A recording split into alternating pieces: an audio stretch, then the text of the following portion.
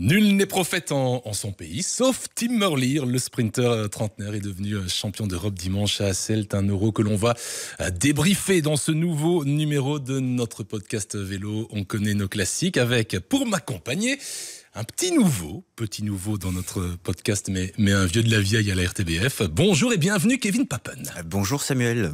Autre vieux de la vieille, il sait que je me tourne vers lui, puisqu'il entamera bientôt sa 30e saison comme consultant cyclisme sur la RTBF. Vos applaudissements, mesdames et messieurs. Applause pour Gérard Bullens. Salut Gérard. Bonjour mon cher Samuel, bonjour à tous.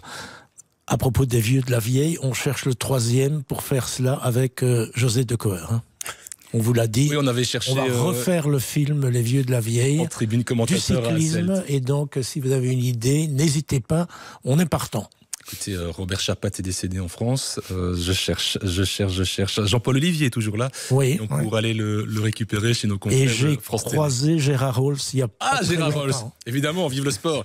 Et puis, il a passé 5 jours dans le Limbourg pour réaliser les interviews des vedettes de l'Euro. Et sa valise est déjà prête pour prendre la direction de Zurich et suivre les championnats du monde qui débutent donc le week-end prochain. Bonjour Jérôme Elgers. Bonjour Samuel. Hasselt est loin, mais les monts à médailles étaient bien réglés de mon côté. Donc, Hasselt, c'est loin, ça dépend d'où on vient. C'est pas ennuyé.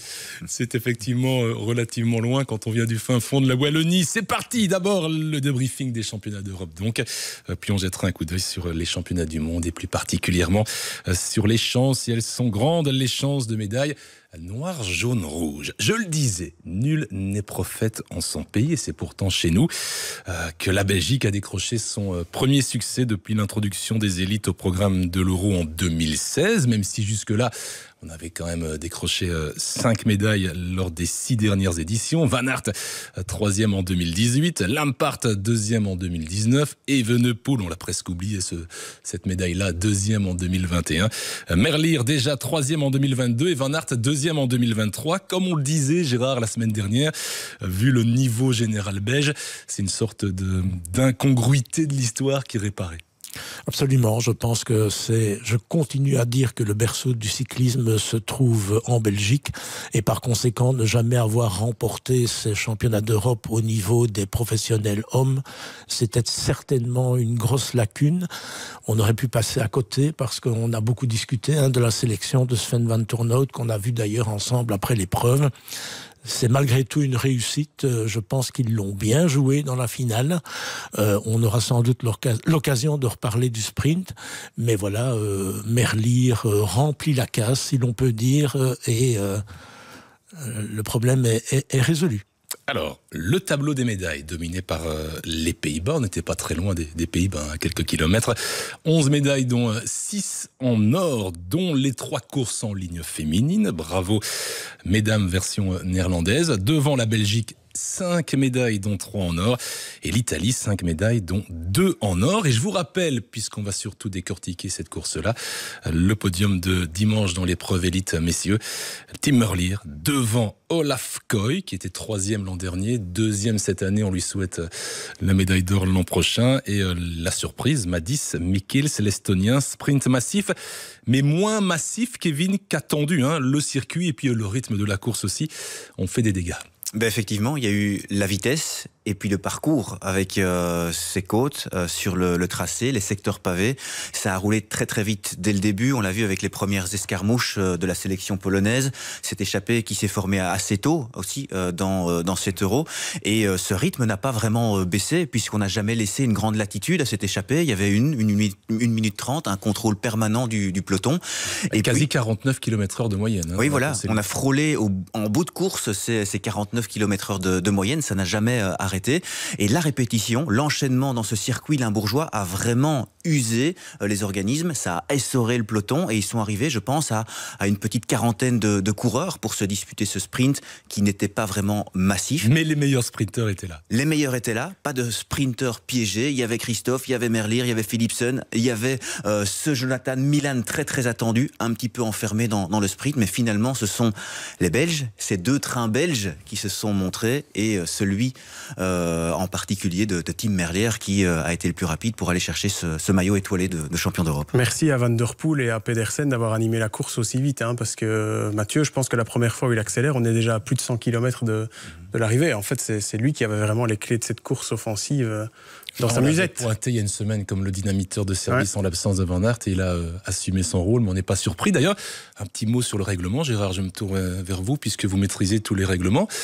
Il portait son maillot de champion du monde et ça en a surpris certains de le voir avec son maillot distinctif dans une course où on porte en général le maillot de l'équipe nationale.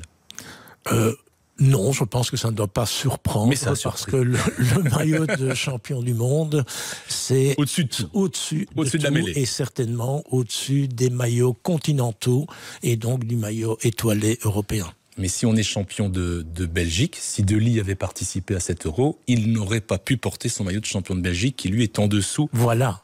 Exactement. C'est QFD. Merci Gérard pour cette petite explication. Et dans ces championnats, tant qu'on est sur les maillots, il y a des coureurs et des coureuses qui ont gagné une épreuve et qui ont reçu un maillot, mais qui ne le mettront jamais. À commencer par Segart. Oui, c'est les coureurs du relais mixte. Ah oui, là c'est encore autre chose. Oui. En fait, ils ont reçu un maillot sur le podium, mais ce maillot, ils ne le mettront jamais, parce que même s'ils participent au relais mixte des championnats du monde, ils ne pourront pas porter le maillot européen.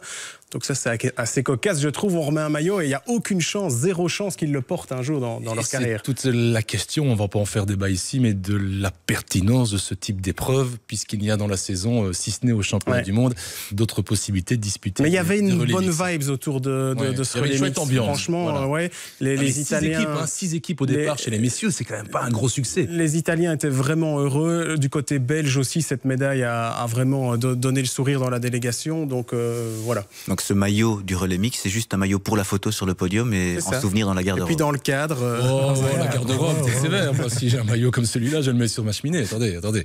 Allez, un mot sur Merlier. Un mot et un large mot sur Merlier, sur sa performance sur ce titre de champion d'Europe. Lui qui avait déjà décroché dans sa carrière 2 titres de champion de Belgique. C'est donc officiellement et définitivement un homme de championnat, Tim Merlier. Un mot sur sa course, sur son sprint, en rappelant qu'il est tombé à mi-course, le dimanche précédent à Hambourg, qu'il ne s'est pas entraîné correctement, qu'il a subi une crevaison, il n'est pas tombé à mi-course dimanche à Hasselt et qu'il a encore connu un souci mécanique dans le sprint. Et on l'a donc vu, Tim Merlier, Gérard, venir de très loin, vu son souci mécanique à 500 mètres et faire un sprint à la Merlier. Ça nous rappelle un peu le sprint en début de saison de la Nokere course où il avait aussi connu un souci dans le final, où il était venu de très loin et quand il sprint comme ça, imbattable. Je pense qu'il est le plus rapide effectivement sur un sprint plat et long. Compte tenu du fait, et long bien sûr, compte tenu du fait qu'il a fait l'extérieur ici. Mais franchement, il a bénéficié aussi de l'autre train belge avec Rickaert qui s'écarte intelligemment pour laisser à la corde Philipsen, et en s'écartant, il oblige évidemment Milan à contourner si c'est possible, mais Milan est enfermé et je pense que c'était le candidat principal. Si on regarde ça avec un peu de recul et qu'on imagine que c'est ça que Sven Van Turnhout avait lui-même planifié, c'est un génie.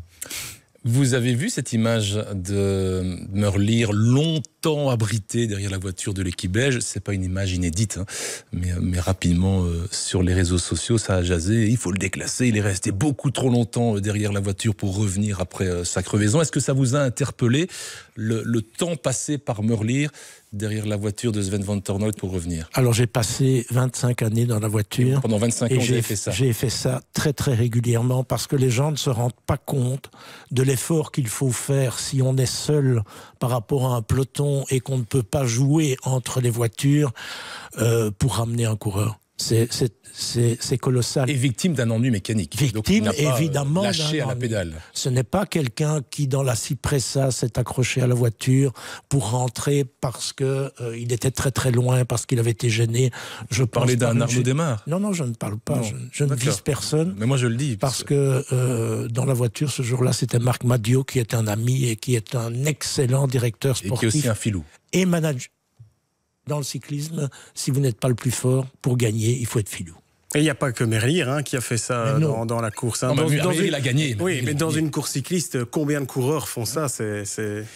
Et puis il n'y avait pas d'oreillette, il était seul quand ce problème survient. Il n'a pas pu profiter aussi de la communication du directeur sportif pour avoir justement peut-être son équipier habituel qui est Bert Van Lerberg pour se laisser glisser dans le peloton et l'aider à revenir. Donc ça a mis un petit peu de temps, effectivement. Il a profité du sillage de la voiture du directeur sportif, mais combien de coureurs ne le font pas? Je ne pense pas qu'il est resté non plus des kilomètres et des kilomètres derrière, mais il a fini par trouver sa place dans le peloton. On va reparler de l'oreillette dès qu'on aura fini de débriefer la course, parce qu'effectivement, c'est un élément important et que ça fera encore débat peut-être lors des championnats du monde à venir. Vous avez eu l'occasion, Jérôme, d'interviewer le vainqueur, d'interviewer Tim Hurley, et on a senti dans cette interview qu'on peut retrouver sur notre site internet, évidemment, tout le soulagement parce qu'il est tombé à Hambourg, parce qu'il a subi les soucis qu'on a évoqués pendant la course et dans le sprint, et parce que l'ambiance à l'hôtel des Belges depuis quelques jours, c'est pas moi qui le dis, c'est lui, était un peu pesante parce que les médias, et on en fait partie, on est là pour ça. La semaine dernière,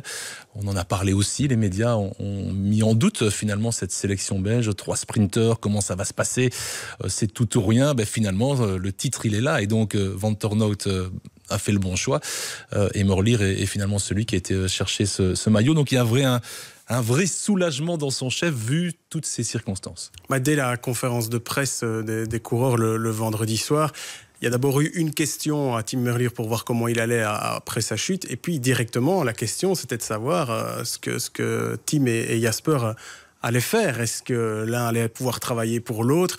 Et directement, en fait, ils ont répondu sincèrement en expliquant que chacun aurait sa propre chance. Donc c'était clair que la tactique belge allait être celle-là. Un Philipsen qui sprint d'un côté et un Merlier qui sprint de l'autre côté. Et puis on voit ce qui va se passer.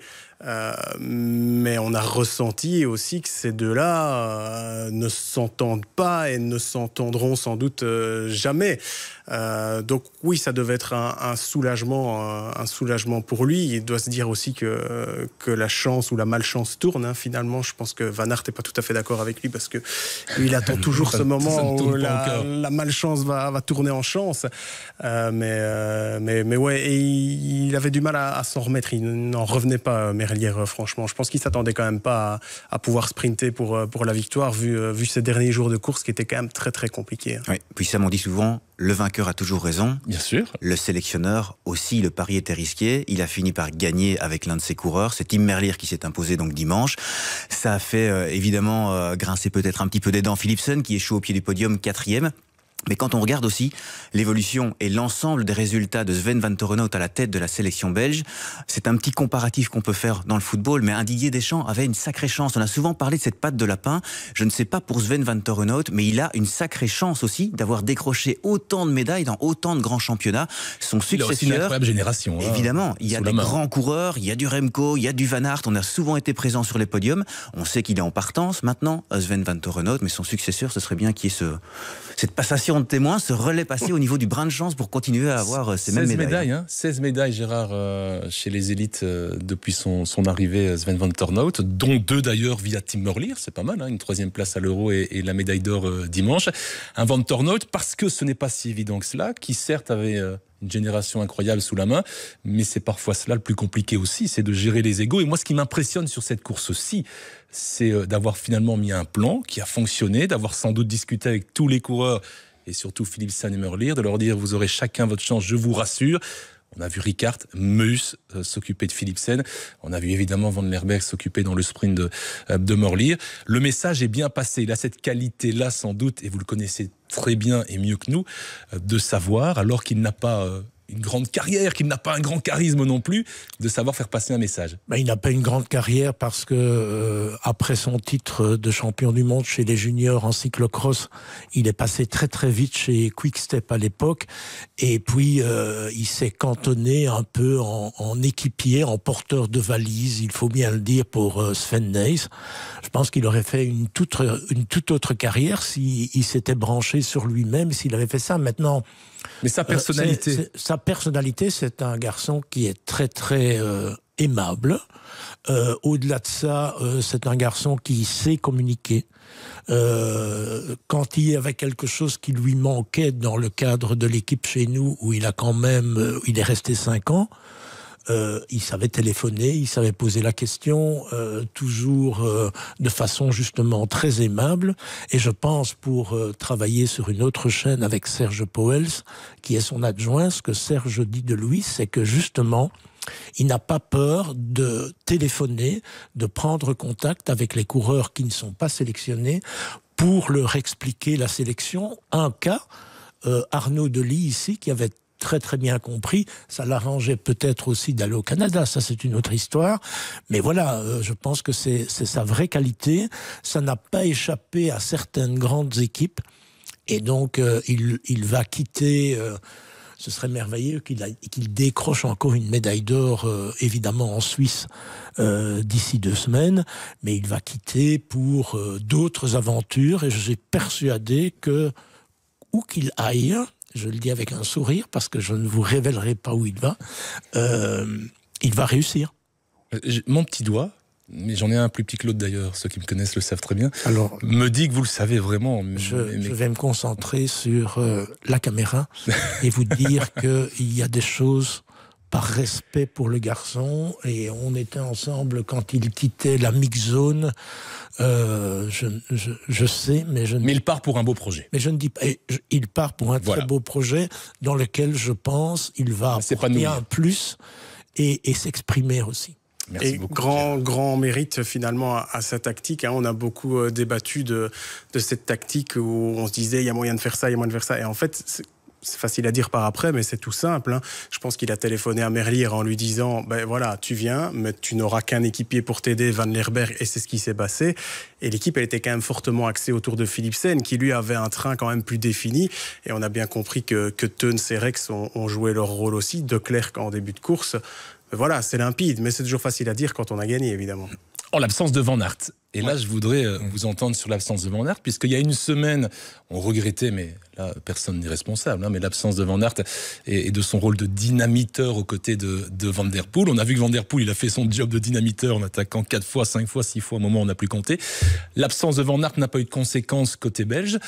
Finalement, s'il avait été présent, ça aurait peut-être été paradoxalement plus compliqué et moins limpide pour les Belges, Kevin. Mais on l'avait dit la semaine dernière, dans la sélection belge, en l'absence de Van Aert, il n'y a pas de dynamiteur. Il n'y a pas une personne, un coureur capable de justement partir en compagnie de Van Der Poel, Pedersen, ces coureurs qui ont vraiment animé la course. Et peut-être qu'en ce coup d'une quinzaine de coureurs, 18 coureurs s'envole, prend quelques secondes d'avance. Il y a effectivement du Pedersen dedans, il y avait aussi Trentin, des beaux noms. Si on a un Van Aert qui part là-dedans et que ça continue à tourner, ça peut peut-être justement creuser l'écart et on a une autre course. Ça peut aller au bout. En tout cas, les Belges ne collaborent pas avec les Italiens derrière. C'était un vrai tournant dans la course, et puis finalement, les équipes piégées à l'arrière ont dû commencer à rouler, à s'activer, et tout est rentré dans l'ordre, entre guillemets, pour permettre aux sprinter d'espérer à nouveau d'un grand sprint massif. Et finalement, au niveau belge, c'est cet Edward Teuns. On a parlé aussi de Lorenz Rex, mais c'est cet Edward Teuns très impressionnant, à l'expérience. Il a 33 ans, je pense, qui a fait vraiment le taf pour contrôler du mieux possible un coureur comme Van Der Poel, pour rouler derrière Pedersen. Mais il a fait un taf différent que ce qu'aurait fait Van Aert. Moins dans l'explosivité, moins dans la réaction directe, mais il a à chaque fois ramené le peloton. Et je pense que l'une des étoiles sur ce nouveau maillot de Tim Merlier, elle est vraiment pour Edward Teuns. En fait, Ricard, Teuns et Rex ont vraiment fait les limaces parce qu'ils sont allés dans les groupes, mais ils sont restés dans les roues, et à chaque fois qu'un coureur demandait un relais à un de ces 3 Belges-là, il faisait non de la tête. Si Van Aert est avec, est-ce que lui n'aurait pas relayé ? Ouais, et petite étoile aussi pour le wallon de l'équipe, Lorenz Rex, effectivement, qui est tombé dans le final et qui n'a pas fini la course. Plus de peur que de mal, je pense, parce que dans un premier temps, il est remonté sur son vélo, finalement, il a abandonné. Mais bravo aussi à Lorenz Rex, et on espère le première voir, sélection pour lui. À l'avenir, dans d'autres sélections belges. Bon, ce ne sera pas le cas sur les championnats du monde, on en parlera dans quelques instants, mais ce n'est pas un circuit pour Rex non plus. Mais à l'avenir, sur d'autres sélections, on devrait revoir le grand coureur d'Intermarché ou Anti dans d'autres sélections, qu'importe d'ailleurs, qui remplacera Sven Van Ternhout, puisque les 2 noms qui circulent toujours sont les mêmes, Serge Pauwels et Greg Van Avermaet. Gérard, vous connaissez les coureurs et ce qui se passe souvent dans leur tête. On a évoqué, souvenez-vous, lors du championnat du monde en Australie, la 4e place de Wout van Aert, le titre de Remco Evenepoel. On a sous-entendu lors de cette course que Wout van Aert avait un peu freiné dans le final, ou n'avait pas tout donné dans le sprint pour éviter de se retrouver sur le podium aux côtés de Remco Evenepoel. L'ambiance à l'époque n'était pas la même qu'aujourd'hui entre les deux hommes. Sous-entendu, je crois que vous vous en souvenez à l'époque, qui avait fait beaucoup parler. Est-ce que ici, et la question est volontairement un peu provocante, et le sprint n'est pas le même, est-ce que Philipsen finalement n'est pas un peu soulagé, je n'irai pas jusqu'à dire qu'il l'a fait exprès parce que ça va très vite dans le final, de ne pas monter sur le podium et de devoir poser en photo, de devoir serrer la main et avoir le comportement de circonstance lors de ce championnat d'Europe à côté d'un Merlier et qu'il ne s'entend pas vraiment? Philipsen, c'est un personnage déjà un peu particulier, qui est souvent très très réservé, qui s'exprime sous deux formes en général, et donc on peut imaginer ça. Mais je dirais quand même qu'à titre personnel, ce serait stupide. Franchement, ce serait stupide parce que on a entendu aussi son interview d'après-course où il dit que Merlier était le plus fort et que lui n'avait pas vraiment les jambes. Je pense que dans un sprint comme ça, pour de vrais sprinters, à un certain moment, vous sentez que ça ne va pas réussir. Et vous avez un retour mental qui vous bloque un peu. Et qui bloque spécialement au niveau des quadriceps qui piquent, qui gonflent. Expliquez ça comme vous voulez. Et donc je pense qu'il ne faut pas aller chercher midi à 14h. Ici, il a senti qu'il ne gagnait pas. Et il a coincé purement et simplement. Il n'y a qu'un centimètre avec Makels. Il n'y a qu'un centimètre. Voilà, il y a presque rien. C'est la photo finish pour départager. Il regarde d'ailleurs sur le côté. Ouais. Et je ne vais pas dire qu'il y a un peu de déception. Il y a beaucoup de déception. Parce qu'il fait le bon choix. Oui, parce qu'il n'est pas champion d'Europe chez lui. Voilà, c'est tout. Mais il fait le bon choix, Gérard. On l'avait évoqué déjà en commentant ensemble. Oui. Il prend l'intérieur de la courbe. Enfin, il n'y a rien à dire sur la préparation du sprint de Philipsen. Il manque juste les jambes. Oui, voilà. Et je dis, en dehors de ce que vient de dire pour Teuns Kevin, peut-être que la clé du sprint, ça reste Rickaert, qui, en s'écartant, ferme la porte véritablement, mais correctement. Il est devant, et on voit Milan qui cherche l'ouverture, qui ne la trouve plus, et puis qui dit, comme Frank Kost à son époque, je l'ai dit en direct d'ailleurs, Frank Kost disait toujours, si tu n'es pas en première ligne quand on lance le sprint, tu ne sprintes pas. Parce que essayer de venir de la deuxième position et frotter pour passer, c'est très dangereux et tu risques la chute. À l'exception d'un Merlier qui a, excusez-moi pour le coureur de Visma, la porte ouverte. Hein. La mer s'est ouverte, c'est ce qu'il a dit au micro de Jérôme. Extraordinaire, ça s'est ouvert et à partir de ce moment-là, sur un sprint long et sur un sprint parfaitement plat, je pense qu'aujourd'hui, c'est un des coureurs les plus rapides au monde. Est-ce que Milan n'est pas encore plus frustré que Philipsen après ce championnat d'Europe ? Par rapport à ses équipiers, qui ont vraiment bossé. Je ne sais pas comment étaient les jambes de Milan, parce qu'en plus, personne n'a pu l'interviewer, parce qu'il est vraiment passé dans la mix zone comme une balle, il a continué son sprint. Mais s'il avait de bonnes jambes, lui, il doit être frustré, parce qu'il n'a pas pu sprinter. Tout à fait. Un mot sur l'organisation qui était parfaite, en termes d'organisation. Oui. Vous rigolez? Non, je rigole parce que j'ai croisé un confrère français au début du championnat qui m'a dit vous êtes quand même forts, vous les Belges, vous arrivez à transformer une kermesse en un championnat du monde, parce que lui avait couvert tous les championnats d'Europe. Je suis sûr qu'on a croisé le même collègue confrère français, parce que j'allais effectivement vous évoquer un confrère français que j'ai croisé qui me disait mais c'est quoi cet événement? C'est pas un gros événement votre championnat d'Europe? Bah si, c'est quand même un championnat d'Europe. Donc il y avait cette vision d'un confrère étranger un peu différente de la nôtre, mais bref, on referme Antoine Plouvin pour le citer. Ah Antoine, on le salue s'il nous écoute.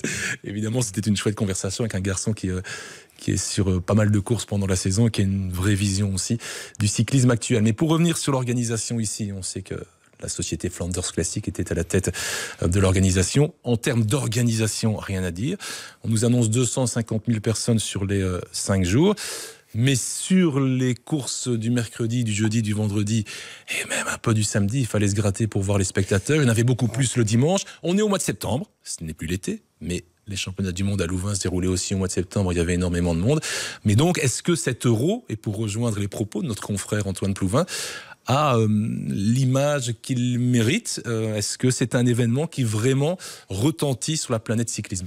Oui, il y a plusieurs constatations. D'abord, un euro n'attire pas les supporters étrangers comme un championnat du monde, parce que personnellement, j'ai vu très peu de drapeaux étrangers. Habituellement, sur les championnats, on voit beaucoup de Danois, de Norvégiens, des drapeaux bretons et français. Les Slovaques à l'époque de Sagan. Ici, franchement, j'ai pas vu beaucoup de drapeaux étrangers. C'est vrai que les courses du mercredi, jeudi, vendredi, samedi, il n'y avait pas énormément de monde, mais de nouveau, samedi, Lotte Kopecky n'était pas là. Après, on est dans le Limbourg. C'est pas la Flandre orientale ou occidentale. Ce n'est pas là vraiment que vit le vélo. Hein. Mais le dimanche, au départ de la course, il y avait énormément de monde dans le paddock des équipes. D'ailleurs, il y avait un peu trop de gens, mais le parking était petit.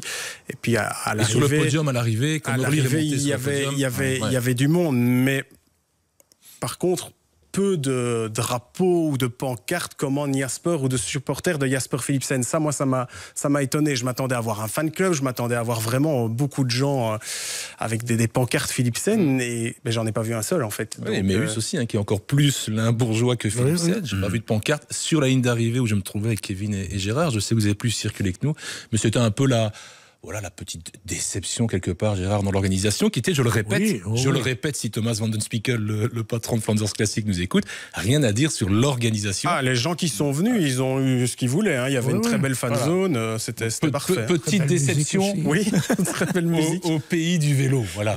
Mais qualifier cela de kermesse, ce n'est pas connaître grand-chose. Et je suis un grand défenseur des kermesses. Oui, c'était un trait d'humour. Du confrère qu'on connaît bien. Et je suis un grand défenseur des kermesses. Je l'ai d'ailleurs défendu en direct, soit de dimanche, soit de vendredi, je ne sais plus.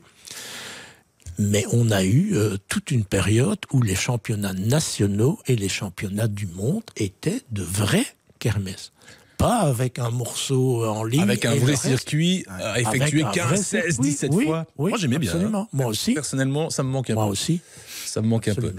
Mais ici, on parle de l'engouement populaire, de la présence des supporters étrangers, tout ça. Je pense que pour les coureurs et d'un point de vue purement sportif, cet événement, il commence réellement à prendre de la valeur. Ce maillot de champion d'Europe, il a de la valeur. Je pense que l'émotion de Tim Merlier, elle n'était pas feinte du tout. Porter ce maillot pendant un an, ça représente vraiment quelque chose pour lui après ses 2 titres de champion de Belgique. Et quand on jette un coup d'œil au palmarès de ce championnat d'Europe ouvert au pro depuis 2016, effectivement, c'est du Sagan, c'est du Trentin, il y a la Porte l'an dernier. Merlier vient s'ajouter dans ce beau palmarès. Je pense que d'année en année, les grands noms vont vouloir aussi s'y glisser dans ce palmarès. Je me souviens encore de Dely, avec son petit trait d'humour habituel. Il me disait, mais non, moi je l'aime bien, ce maillot blanc-bleu, comme les vaches, avec ce rapprochement quand il était à Drenthe et qu'il avait fait le boulot pour Van Aert. Mais je pense que ce maillot de champion d'Europe, il représente vraiment quelque chose maintenant pour tous ces pros. Oui. Mais il y a quand même un problème à régler, parce qu'au niveau du calendrier, etc., il y a quelque chose qui ne va pas. La Grande-Bretagne a une nouvelle fois zappé complètement ce championnat. Aucun coureur britannique n'est venu pour des problèmes de calendrier et de finances. Sur le chrono, il n'y avait pas sur le chrono, il n'y avait pas un seul coureur français, alors qu'il y a quand même des Cavagna, des Armirail, des Vauquelin qui roulent très bien. On sent quand même qu'il y a un problème à régler avec ce championnat d'Europe. Et que les staffs sont déjà très concentrés sur les championnats du monde et le sont depuis la fin des JO finalement. Oui, bien sûr. La proximité entre les deux championnats aussi explique certaines. Mais peut-être aussi le lieu. Qui va visiter la ville d'Asselt ? Si vous faites ça à Bruges, si vous faites ça dans une ça attire des touristes amateurs de vélo. Oui, ardennaise, vous allez mélanger le tourisme et les vrais supporters, et vous avez déjà beaucoup plus de monde. Maintenant, c'est aussi une opération de com, et on va clore le débat là-dessus, de cette province de Limburg. Évidemment. De se dire, certes, on n'est pas la province la plus touristique du pays, mais c'est l'occasion, via cet événement, de se faire connaître. On a eu de belles images. Oui, mais il y a de très belles choses en Limbourg. Et très bel endroit aussi pour faire du vélo, parce que les revêtements sont magnifiques. Et il y a aussi des pavés. Et il y a quelques pavés pour celles et ceux qui aiment, et quelques petites montées pour celles et ceux qui aiment. Et de beaux bike parks, que ce soit à Beringen, que ce soit à Asselt. Et une piste à Eusden-Zolder qui pourrait accueillir les championnats du monde. En Wallonie, à ce moment-ci. Donc, le fait de se mettre en image, c'était une belle idée, je pense, au niveau du marketing. Alors, autre Belge en vue. On parle de Kopecky dans quelques instants, mais d'abord un mot sur un autre monsieur, un autre homme de la sélection belge qui s'est illustré sur cet Euro. C'est Alex Segard qui, pour la 3e année consécutive, a été chercher le titre de champion d'Europe du contre-la-montre chez les Espoirs. C'est même la 4e fois d'affilée qu'il est champion d'Europe du contre-la-montre. contre, puisqu'en 2021, il avait été chercher le maillot chez les juniors. C'était sa dernière prestation chez les espoirs. Et là, clairement, Kevin, il est prêt à faire le grand saut. On en était convaincus, hein, et il va entamer en 2025 sa 3e saison professionnelle. Là, on a envie de dire, il est temps qu'il passe à autre chose, Alex Segart. Ah bah oui, je pense qu'il aurait même pu, comme certains l'ont évoqué, participer à l'épreuve pro. C'est un pro, Alex Segart. Voilà, il a juste moins de 23 ans et il s'est aligné dans l'épreuve espoir pour aller chercher ce 3e maillot consécutif dans le chrono. Et si on avait encore quelques petits doutes sur ses capacités, je pense qu'avec son dernier Tour du Benelux où il termine 2e derrière Wellens, s'il se bat pour défendre ce maillot, il va gagner ce chrono. Son premier succès en World Tour. Voilà, c'était la révélation de l'épreuve. Mais surtout, moi, ce qui m'avait marqué avec lui, c'est il y a un an, dans ces 2 rendez-vous au niveau du championnat de Belgique, il fait vice-champion de Belgique du chrono derrière Van Aert. Il fait vice-champion de Belgique dans la course en ligne derrière Remco. Et c'est surtout le seul coureur à avoir pu suivre Remco. Quand on est capable de faire ça, je pense que voilà, il faut se taire après. Et on comprend la valeur du coureur. Alex Segart est vraiment promis un bel avenir, je pense, chez les pros. On attend juste qu'il saute le pas réellement et qu'il fasse tous ses chronos avec les pros.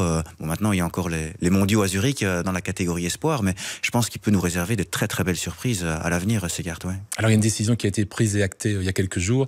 À partir de 2025, les coureurs qui évoluent dans une équipe World Tour ou dans une équipe Continental Pro, même s'ils ont moins de 23 ans, ne pourront plus participer aux courses, au championnat d'Europe ou au championnat du monde U23, ce qui va donc réduire encore un peu plus peut-être la taille des pelotons U23 dans les championnats internationaux.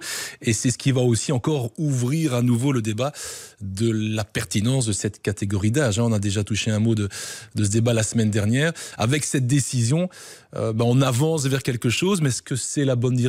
Est-ce que la catégorie 23 doit disparaître, devenir une catégorie U22, U21, U20?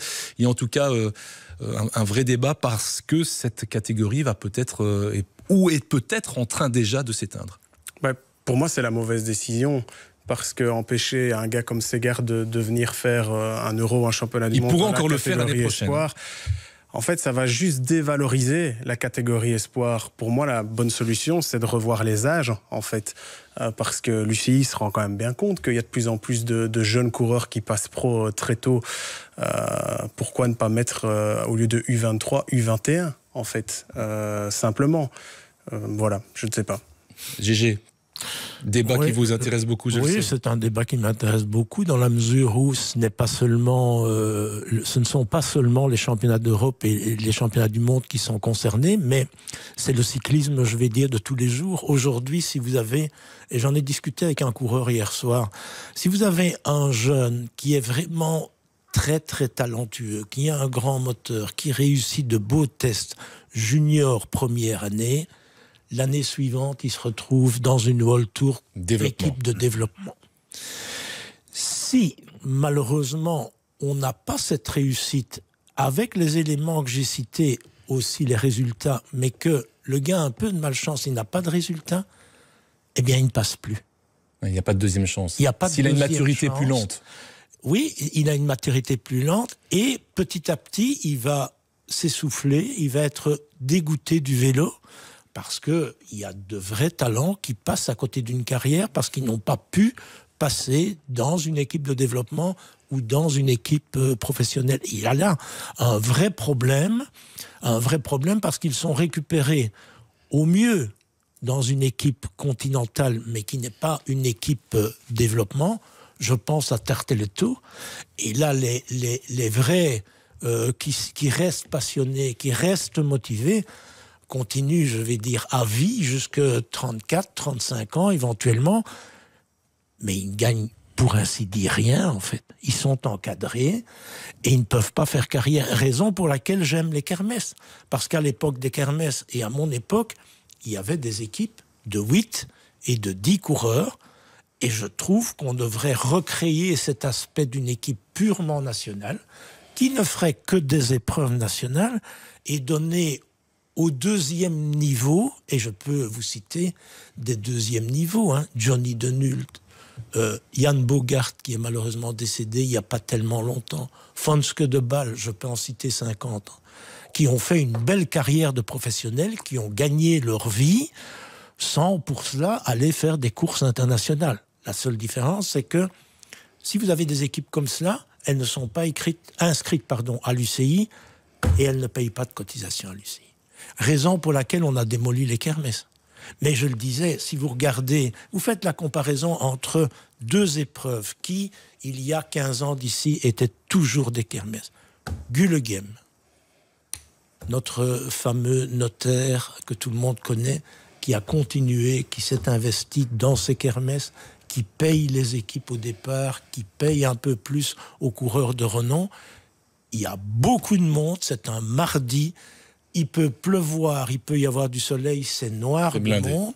Et vous prenez Koolskamp, qui n'est pas loin de là, qui est exactement dans la même situation, le championnat des Flandres, où Lagoutine, qui était quand même pas vraiment un Flandrier, est devenu champion des Flandres et a porté le maillot avec le Lyon que l'on connaît bien. Ben, eux, ils ont fait le pas de devenir une 1.1. Ils ont toujours autant de monde qu'avant, ça se passe exactement de la même manière. Mais ça leur coûte beaucoup plus cher. Mais ça leur coûte bien sûr, plus cher. Bien sûr. Où est l'erreur ? Franchement, où est l'erreur ? Grand débat. Et on devrait vous envoyer quelques jours du côté d'Aigle, au siège de l'Union cycliste internationale, participer aux réunions. Il semble que la place va s'ouvrir, puisque M. Lapartien a posé sa candidature pour être président du comité olympique. Et voilà donc le nouveau candidat à la présidence de l'Union cycliste internationale. C'était un scoop. Gérard Bulin. Si je pouvais voter, je voterais pour vous, mais je n'ai pas accès à ce vote-là. Allez, on conclut ce bilan et ce débriefing de l'Euro avec évidemment la mise en avant du titre dans le contre-la-montre de Lotte Kopecky, qui avait déjà été sacré dans le chrono, mais sur piste. C'est donc son premier maillot étoilé, blanc-bleu étoilé, dans les courses sur route, cette fois-ci dans le chrono, en devançant quand même Hélène Van Dijk et Christina Schweinberger. Elle l'était, et elle l'est toujours depuis de longues années, championne de Belgique de la discipline. Mais là, remporter, Kevin, un chrono au niveau international, même si Hélène Van Dijk revient de maternité, mais c'est une vraie spécialiste, face à de tels adversaires, en Belgique, en ayant bien ciblé l'événement, en ayant dit, moi je ne fais pas la course en ligne, mais que le chrono. Ça prouve une fois de plus tout le professionnalisme de notre championne Kopecky. Ah oui, elle s'était mis l'objectif en tête, ça c'était très clair. Il y a la victoire, mais il y a la manière aussi, parce que... elle gagne en mettant justement Van Dijk à plus de 40 secondes. Et plus d'une minute avec Schweinberger. À la troisième. Ouais. On connaît ses capacités à briller un petit peu sur tous les terrains, sa polyvalence.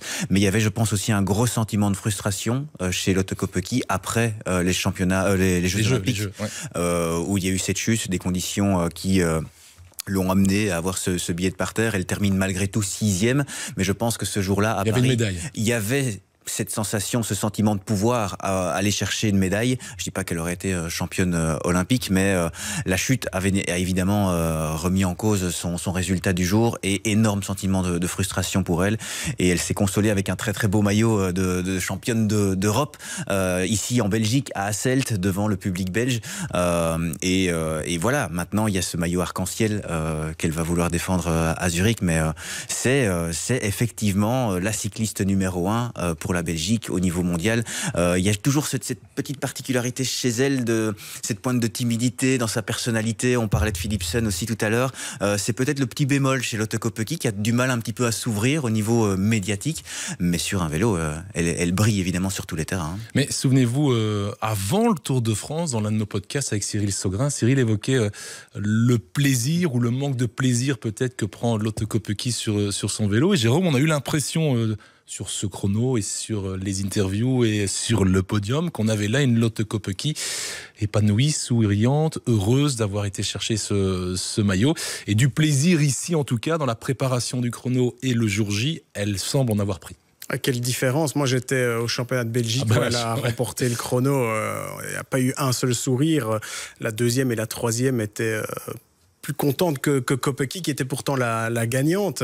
Elle tirait presque la tête à l'interview après sa victoire au championnat de Belgique. Ici, c'était complètement différent. La bonne nouvelle, Jérôme, c'est que si elle tirait la tête à Binche et qu'elle souriait à Hasselt, ce n'est pas à cause de vous. Donc, ça, je ne sais pas. J'en sais rien. n'était pas heureuse de vous voir à Binche, très heureuse de vous voir à lui Assel. poser la question, mais non, il y avait un réel plaisir. Et en fait, je pense que j'en ai discuté avec Martin Weinans, qui commente les courses féminines. Il m'expliquait qu'elle avait quand même beaucoup travaillé en soufflerie, etc., sur le chrono, parce qu'elle sait que c'est une discipline où elle était jusqu'ici un peu plus faible. Et je pense qu'en fait, elle est heureuse parce qu'elle a enfin récolté les fruits de tout ce travail-là. Lotte Kopecky qui participera d'ailleurs au chrono, si je ne dis pas de bêtises, au championnat du monde et à la course en ligne à Zurich. Les mondiaux, justement, on y vient. Les 91e mondiaux de l'histoire, organisés pour la 11e fois en Suisse, 15 ans après Mendrisio. Qui avait gagné à Mendrisio? Evans. Ouais, tout le monde a bien répété, à part Gérard Bulens. J'ai pas entendu, Gérard, la réponse. Evans.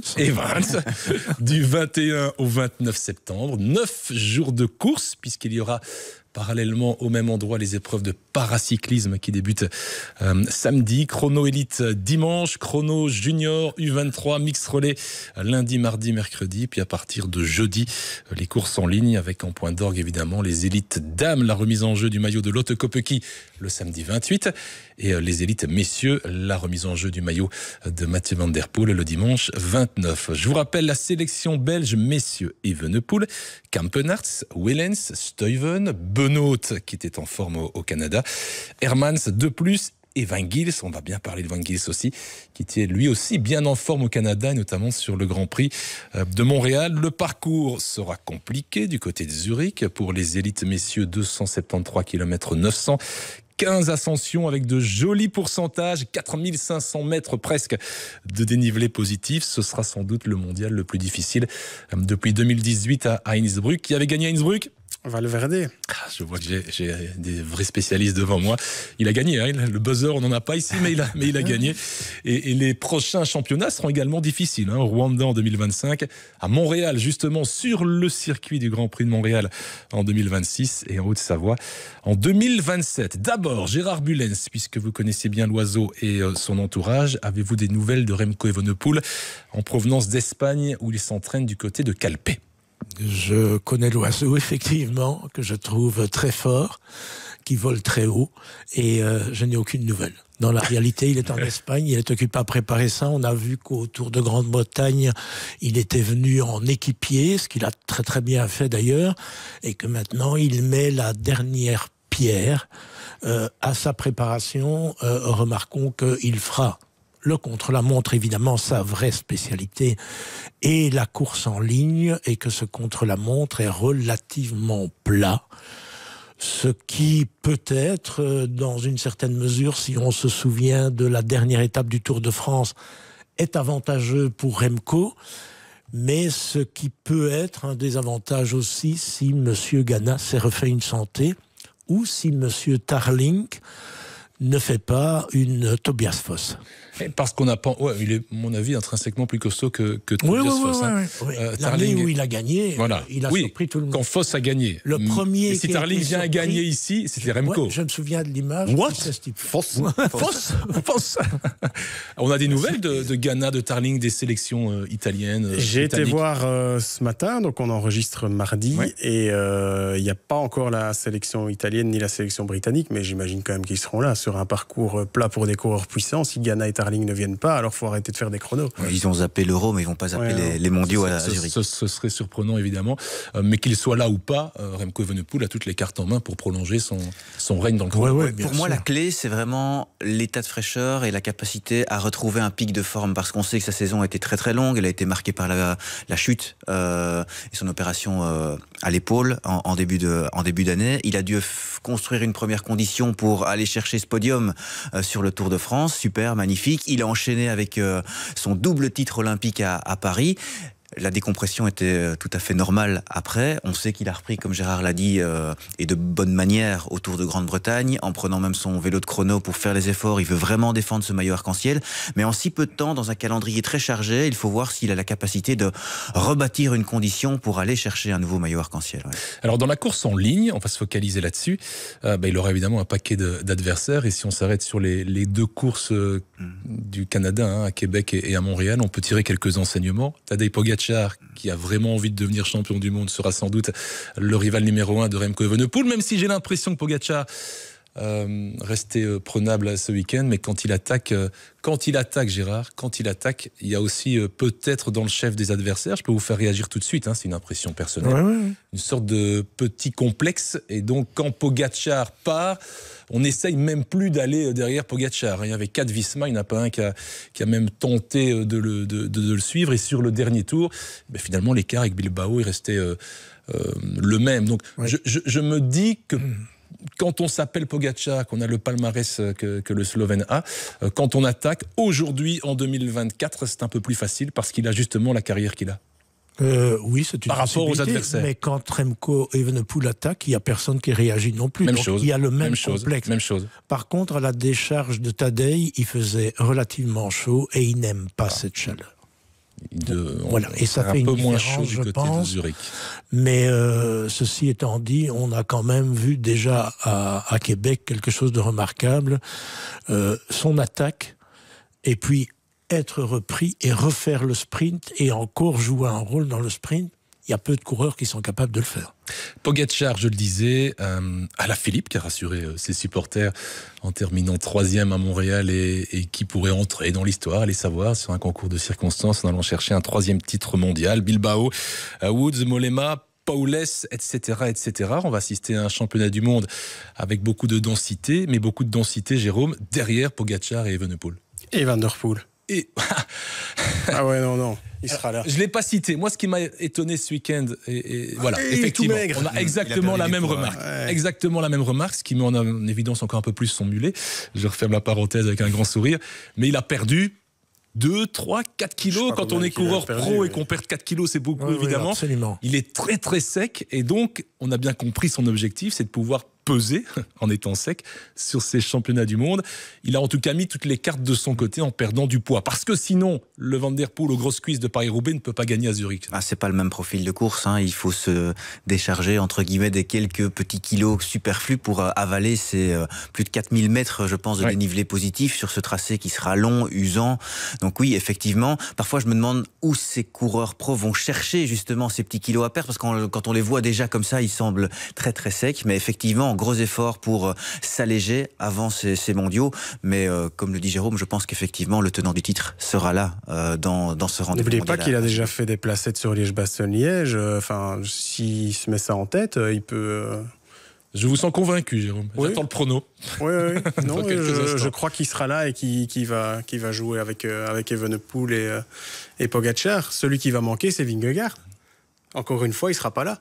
Ouais, ça, alors que c'est un coureur qui a souvent pu répondre à des attaques de Pogačar, mais voilà, Vingegaard ne fait pas Liège-Bastogne-Liège, ne fait pas la Flèche, le seul cette saison qui à la pédale a réussi à devancer Pogačar, c'est finalement Vingegaard. J'oublie peut-être l'une ou l'autre course, mais sur l'étape du Lioran, quand Vingegaard gagne, c'est le seul moment dans la saison où un coureur arrive à accélérer, à lâcher, entre guillemets, Pogačar. Oui, absolument, mais ça peut se dérouler au niveau d'un championnat du monde parce que la finale est en circuit, on l'a vu, et dans un circuit, on calcule beaucoup plus que sur une course en ligne, dans la réalité. Et souvent, vous allez voir, il y aura des accélérations sur les bosses, mais quand on arrive en haut, on calcule un peu. Si on a 20 secondes, on se relève. Les seuls qui arrivent à faire ça, ce sont effectivement d'une part Tadej Pogačar, d'autre part Remco Evenepoel, mais qui n'a sans doute pas la même explosivité quand le pourcentage est élevé. Et Van der Poel, lui, il va pas attaquer. Il va rester dans les roues, il va essayer d'aller au sprint, et s'il arrive à excéder là au sprint, il va les régler, Ça, c'est clair. L'équipe slovène, ce n'est pas l'équipe UAE, dans laquelle évolue traditionnellement pendant la saison, évidemment, Tadej Pogačar, même si l'équipe slovène n'est pas une équipe de clampins non plus. On a, semble-t-il, sur la start list en notre possession pour le moment, la présence de Primož Roglič sur le contre-la-montre. Si Roglič participe aussi à la course en ligne, ça peut être un bon allié pour Pogačar si on se met d'accord. Si Sven Vanternoot donne des conseils au coach national slovène pour mettre tout le monde d'accord. Pour vous répondre avec une comparaison, Pogačar aurait à sa disposition ce que Remco Evenepoel aurait eu à sa disposition sans la chute de Wout van Aert. C'est-à-dire ? Eh ben, simplement, quelqu'un qui peut troubler véritablement... le dynamiteur. Le dynamiteur. Voilà. On revient A priori, elle est là, la sélection slovène. Allez-y, Jérôme. Novak, Mezgec, Tratnik, Mohoric, Roglic, Pogačar, Govekar. Ben voilà, donc confirmation de Roglic. Roglic, Mohoric, Tratnik et Mezgec à côté mal, hein. de Pogačar. Oui. Mohoric c'est pas mal. et Roglic, ça peut faire des dégâts, évidemment. Ouais, très Et belle pas sélection. Novak? Si, Novak aussi, ouais. Ouais, très belle sélection. Et du côté belge, je me dis que, et je l'ai cité il y a quelques instants, en l'absence d'un Van Aert, qu'un Van Gils pourrait aussi prendre le rôle d'un Roglic dans la sélection slovène de dynamiteur. Ce qu'il a montré ce week-end est très rassurant, cette saison et ce week-end en particulier. Et vraiment, quand je l'ai vu ce week-end, je me suis dit, effectivement, Van Aert et Rodrigo Benkens se disaient la semaine dernière, est irremplaçable dans son style. Mais Van Gils, sur ce championnat du monde, il faudra le surveiller. La seule petite remarque que je ferais, effectivement, il a une saison remarquable et j'espère qu'il va pouvoir continuer dans ce sens-là, c'est son manque d'expérience dans un championnat du monde et savoir si l'équipe belge va lui faire confiance dans une certaine mesure. Non, mais s'il est devant. Ah, s'il est C'est Sven Van Toornout l'a annoncé comme le plan B derrière Remco Evenepoel. Voilà. Mais effectivement, sur la longueur, 270 km, et je pense que c'est pour ça qu'un Lennart Van Eetvelt n'est pas repris non plus. Ce sont quand même des coureurs qui ne sont pas encore habitués à rouler des distances pareilles, au contraire de Benoît, de Wellens ou de Stuyven, qui sont des coureurs de championnat. Oui, c'est un premier championnat pour on lui. sait aussi que ici, je pense que c'est un parcours de 27 km le circuit. Ça va jouer au grand maximum dans les 2 derniers tours. Hein. Si c'est pas dans le dernier. Oui, avec Vu la difficulté. dans chaque circuit, 2 ascensions, dont une avec des pourcentages moyens autour des 10% pendant 2 km. Voilà, intrinsèquement, ça reste quand même Pogačar qui a les clés de cette course. Je pense qu'il est favori, effectivement. Et s'il venait à gagner, ce serait quand même remarquable pour le cyclisme parce que c'est le meilleur coureur au monde, que ce soit dans la course d'un jour aujourd'hui ou dans les grands tours. Je pense qu'à l'heure actuelle, c'est le meilleur au monde et que le meilleur au monde porte le maillot de champion du monde, ça ne dénoterait pas du tout. Ah, pour le vélo en tout cas et pour la publicité autour du vélo, Pogačar champion du monde, ce serait une bonne nouvelle pour les pontes de l'Union cycliste internationale qu'on a évoqué il y a quelques instants. Le prono de ces championnats du monde, et on va faire jouer Kevin pour la première fois avec nous, il a bien préparé cela. D'abord un petit retour sur le prono de l'Euro. J'aime pas te faire le malin, mais j'ai gagné. Mais voilà, pour une fois, j'en profite après avoir misé sur mon cher Tim Merlier, premier. Merci beaucoup, Gérard Bullens, venant de votre part avec votre expérience. Ça me fait vraiment plaisir. Merlier qui m'a donc ramené 6 points et 1 point pour Coy, que j'avais pronostiqué 3e et qui finit donc 2e. Sur la 2e place de ce podium, je suis ravi de vous accueillir, Gérard, avec vos 4 points marqués grâce à Coy, qui termine donc 4e et que vous aviez pronostiqué 2e. Comme Philipsen, les jambes ont un peu gonflé dans les derniers mètres. Vous aviez exactement le même prono que Rodrigo Benkens, que l'on salue et que l'on retrouvera bientôt évidemment. On avait trouvé, Jérôme avait inventé un point de règlement en direct. On jouait sur la place de Merlier pour pouvoir vous séparer. Et effectivement, vous aviez misé Merlier 15e et Rodrigo Merlier 168e, sachant qu'il y avait 128 partants. Il y avait 128 partants. Un petit clin d'œil, Rodrigo, c'était compliqué. Et donc la 3e place pour Rodrigo et la 4e pour Jérôme, grand vainqueur du concours des classiques, mais qui n'est donc pas vraiment, on va avoir confirmation, un homme de Je championnat. n'ai pas atteint mon 2e pic de forme. Un homme de championnat. Mais j'attends de voir évidemment le prono pour les championnats du monde. Alors je prends mes responsabilités, Jérôme, puisque j'ai gagné le chrono de la semaine dernière. Mon prono personnel pour les championnats du monde: 1, Pogačar.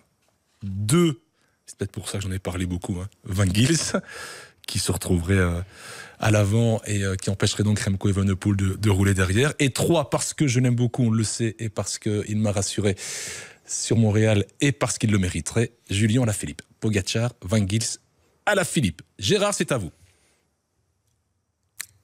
Il ne faut pas regarder Kevin. Kevin s'appelle Kevin et vous appelez Gérard. Peut-être un plan à 2. D'accord. J'aime pas ça. Alors, un prono en duo. Pour la beauté, 1 Pogačar. Ça ne me surprend pas de votre part. 2 Carapace. Oh oui. 3 Bilbao. Très bien. J'apprécie les pronos un peu différents. Kevin, on terminera par vous. Non, on terminera par vous. Non, parce que vous êtes le premier.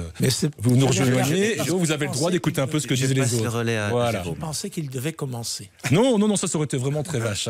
Jérôme Elguers. Sur un tel parcours, je pense qu'on va voir les meilleurs. Donc, Pogačar, Van Der Poel et Evenepoel. Vous êtes sûr? Pogačar. Pas Van Der Poel en 1. Allez, il faut jouer. Pogačar. Jérôme.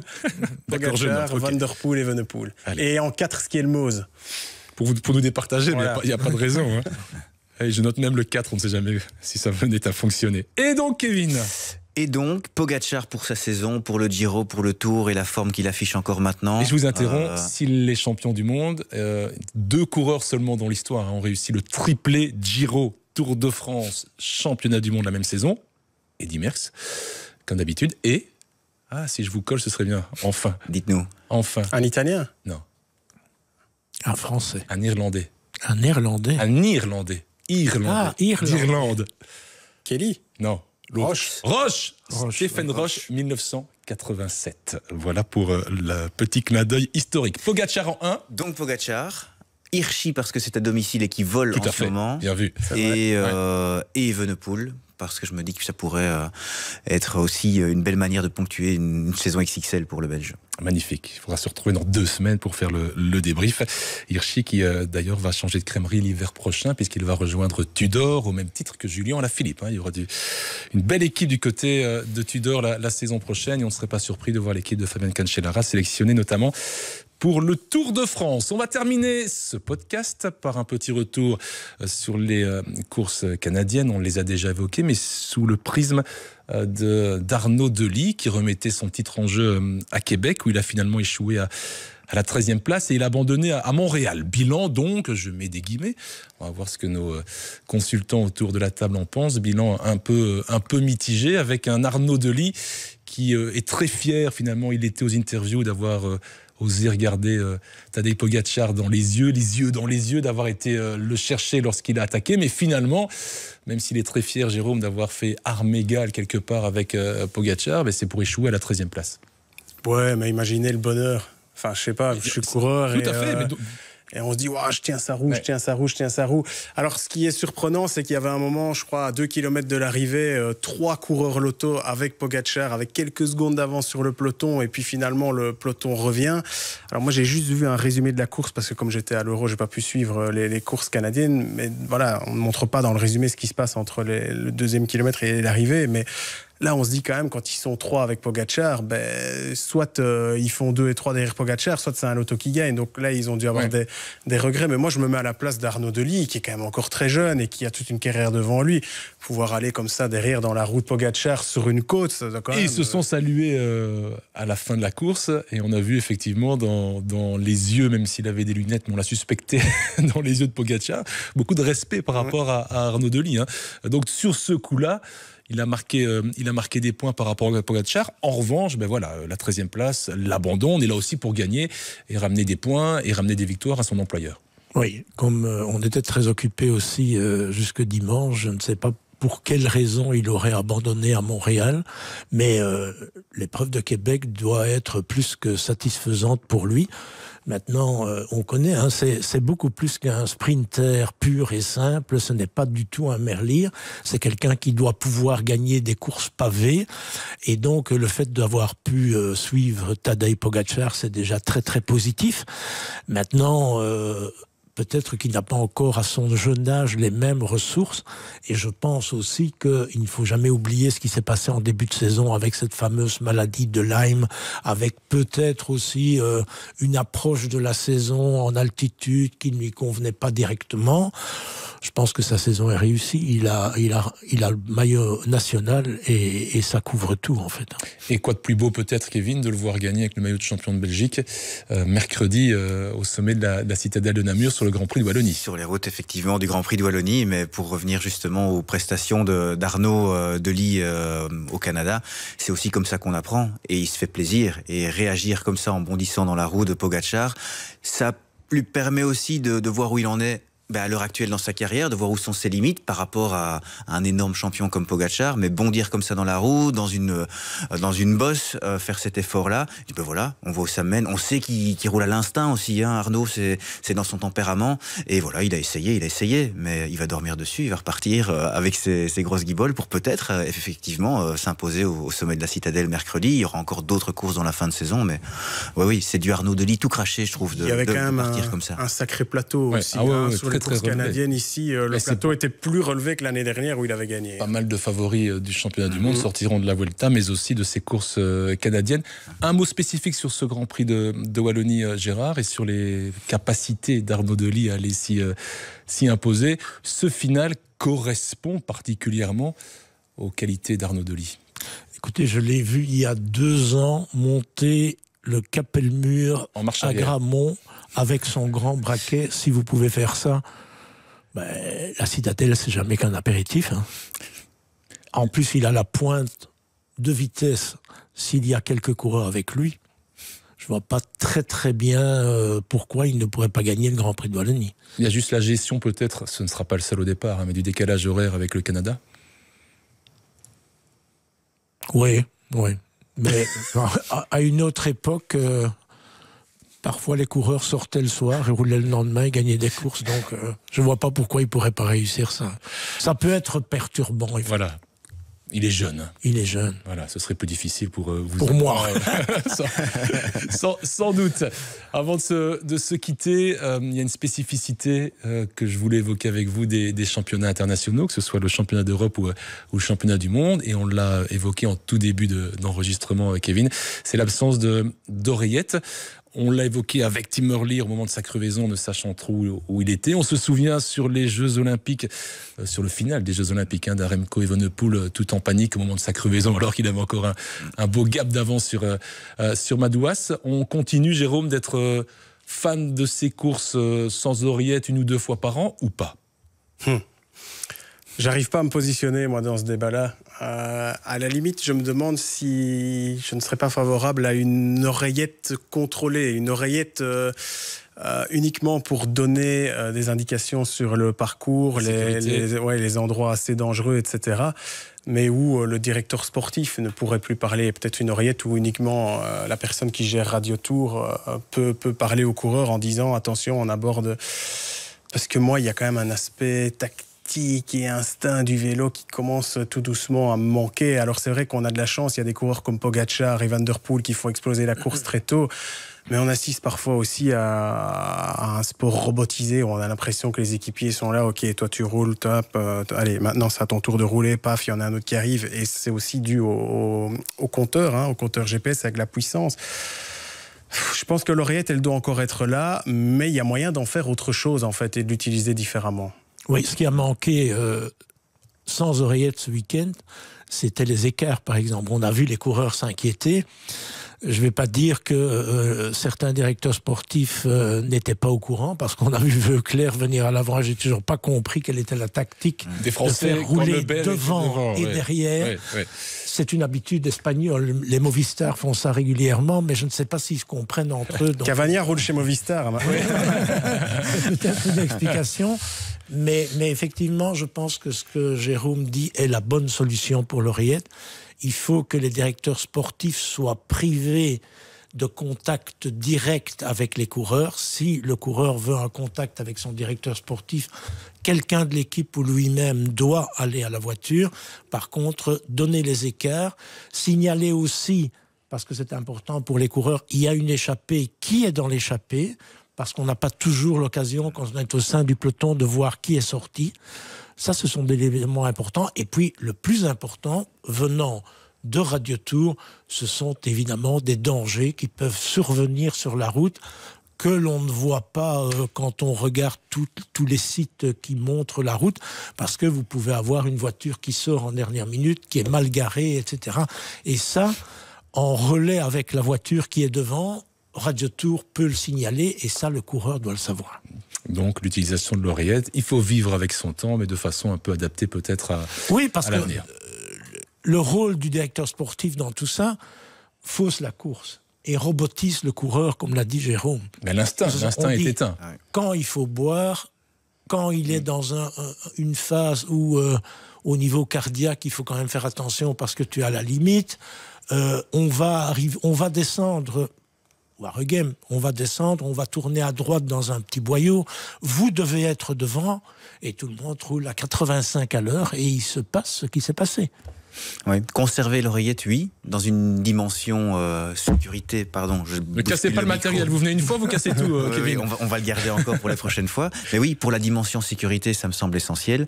Et peut-être brider un petit peu les directeurs sportifs pour les dimensions tactiques, pour laisser les coureurs penser un petit peu plus par eux-mêmes, comme des grands garçons, quoi. Alors moi, j'ai aussi mon oreillette quand j'enregistre le podcast, et on vient de me signaler qu'on avait dépassé l'heure d'enregistrement, et donc je vais obéir à mon directeur sportif, à mes directeurs sportifs aujourd'hui, Rabat et Julien à la technique, et on va se dire au revoir, et évidemment déjà se donner rendez-vous dès dimanche pour le contre-la-montre des championnats du monde avec un Remco Evenepoel que l'on espère au sommet de sa forme. Est-ce que la course dame chronométrée a également lieu dimanche? J'ai un doute. Je pense. C'est aussi dimanche. Je dois vérifier. Ouais. Donc on sera aussi attentif à Lotte Kopecky. Si ce n'est pas dimanche, ce sera lundi. Dans tous les cas, ce sera à suivre sur les antennes de la RTBF, en télévision, en radio, sur notre site internet et sur nos réseaux sociaux. Merci Jérôme. Avec plaisir. Bon voyage. N'oubliez pas la vignette sur la voiture. Elle est déjà collée. D'accord, magnifique. Et revenez avec des médailles. On peut compter sur vous. Gérard, à très bientôt. À très bientôt, bon après-midi. Et oui, puisque l'enregistrement a lieu à midi. Et Kevin, vous revenez quand vous voulez. Avec plaisir. Vous avez bien fait ça. Allez, à la prochaine alors. Merci à toutes et à tous.